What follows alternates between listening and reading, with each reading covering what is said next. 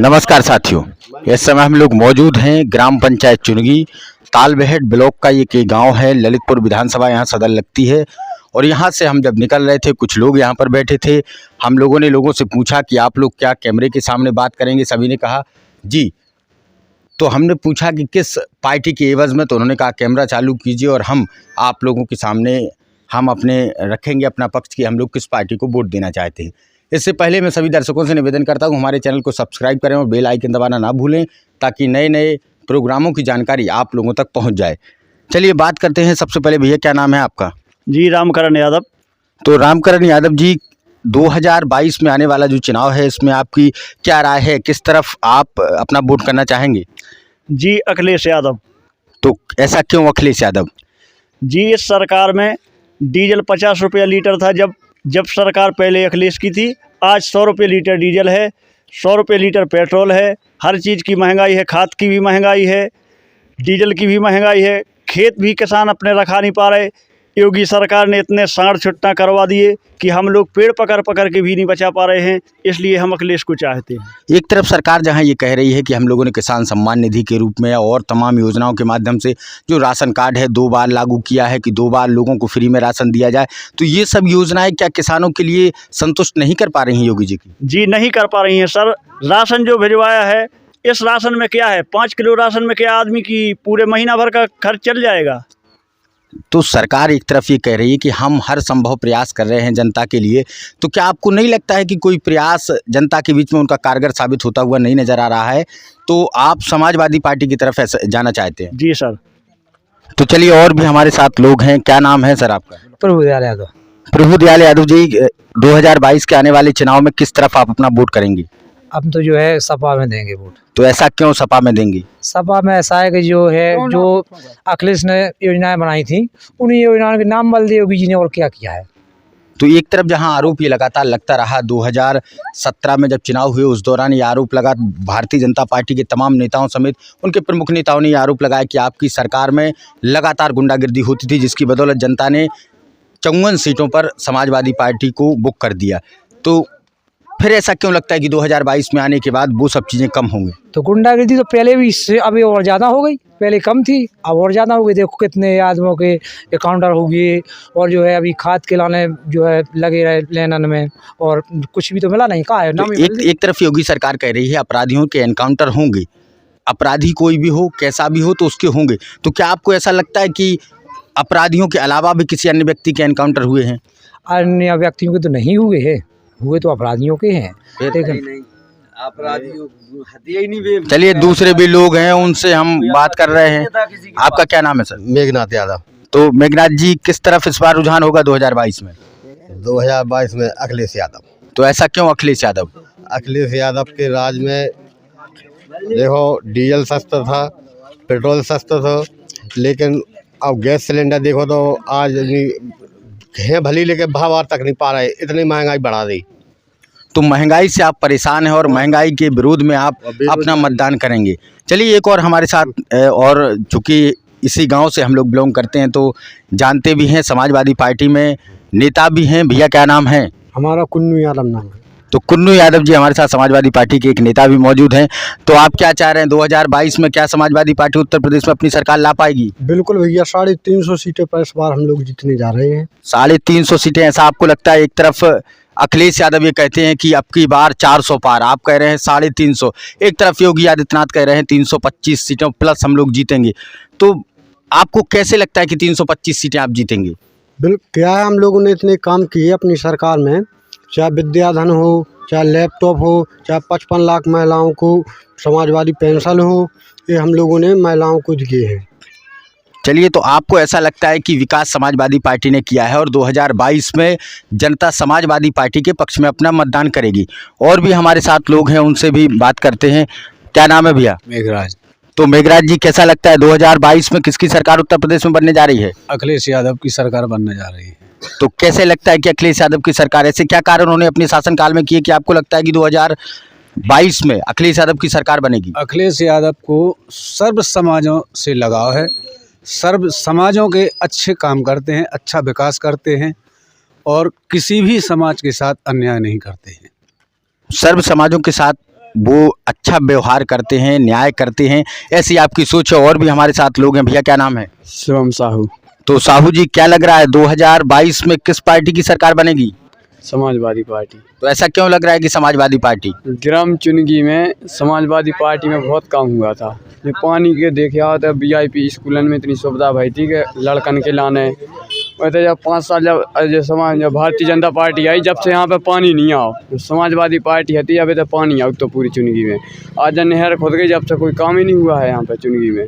तो मतलब ग्राम पंचायत के स्तर से आप देखते हैं कि ग्राम पंचायत में कार्य नहीं हुआ है, इसलिए हम लोग पूरे ललितपुर जिले में नहीं हुआ है। पूरे ललितपुर जिले में कार्य नहीं हुआ है। में देखा कई किसान मर गए, 1500-1800 की बोरी मिली। जो कहा कि अपन को किसान इतनी परेशान हो रहा है कि बहुत जाना। अब तुम 500 मीटर दूर जाओ मंदिर की तरफ तो बच्चा निकल नहीं पाओ गंदगी के मुँह, इतनी कीचड़ है।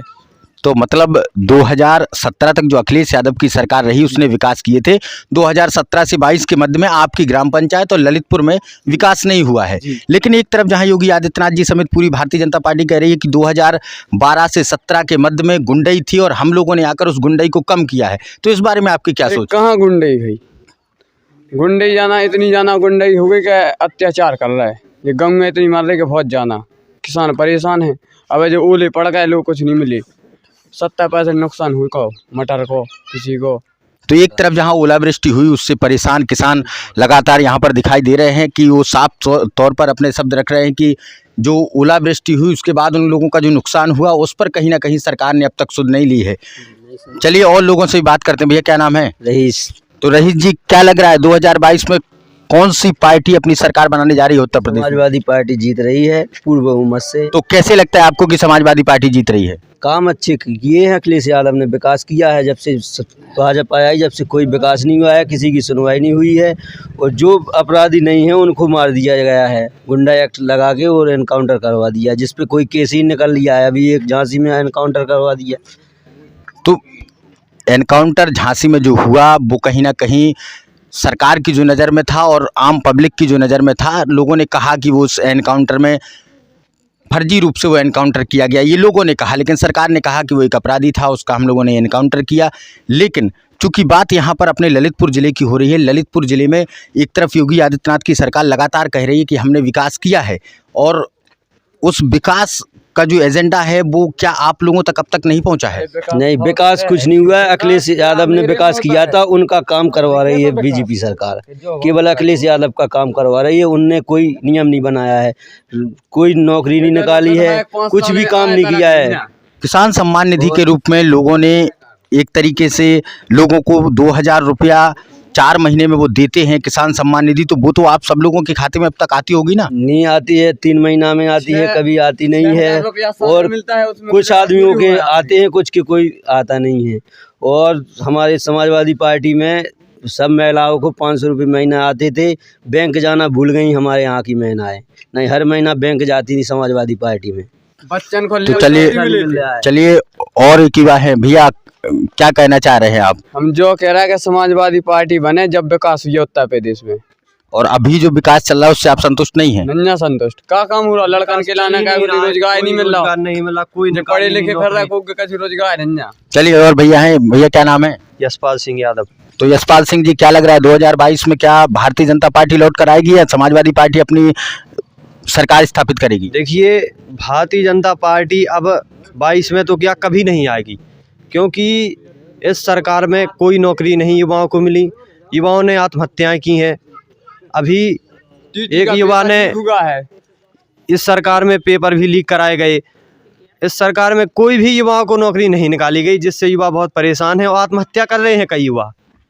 तो युवाओं के लिए कार्य नहीं हुआ है, आपका ये कहना है? युवाओं के लिए, ना किसानों के लिए, किसी के लिए किसी प्रकार का कोई कार्य इस सरकार में नहीं हुआ है। एक तरफ जहां योगी आदित्यनाथ की सरकार कह रही है कि हम लोगों ने लगातार लोगों को नौकरियां दी, लोगों के हर एक सुख दुख में हम लोगों ने साथ दिया, तो क्या उन योजनाओं से आप लोग लाभान्वित अभी तक नहीं हो पाए हैं? देखिए, उन्होंने जिसे दी मुझे तो नहीं पता भाई, यहाँ पर जो है किसी प्रकार की लाभ यहाँ सरकार द्वारा नहीं दिए गए हैं और किसान काफ़ी परेशान चल रहे हैं। इस सरकार से कोई लाभ किसानों को नहीं दिया जा रहा है, महंगाई बढ़ा दी जा रही है। भाई किसानों के पास कोई भी आय नहीं है, किसान क्या करें आप बताइए? साल देते हैं, चलिए, 1000 रुपये साल से क्या होगा आदमी?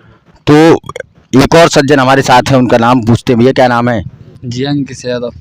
जी अंकित यादव जी, क्या लग रहा है 2022 में कौन सी पार्टी अपनी सरकार स्थापित करने जा रही है यूपी में? जी अखिलेश यादव जी की आएगी।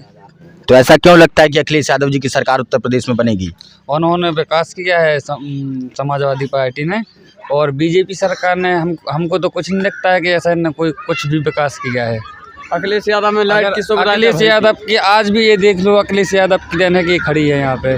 हमें आप बता दो, इस गांव में आए हो कि ये भाजपा पार्टी ने कुछ काम कर दिया है यहाँ। कोई भी किसी निशान दिखा दो, अगर एक पेन भी चलवाया हो तो भाजपा वालों को वो मुझे दिखा दो। काम हुआ है लेकिन। चलिए, तो अभी हम लोग आप लोगों के साथ मौजूद थे ग्राम पंचायत चुनगी से, जहां पर तमाम लोगों ने अपनी राय रखी।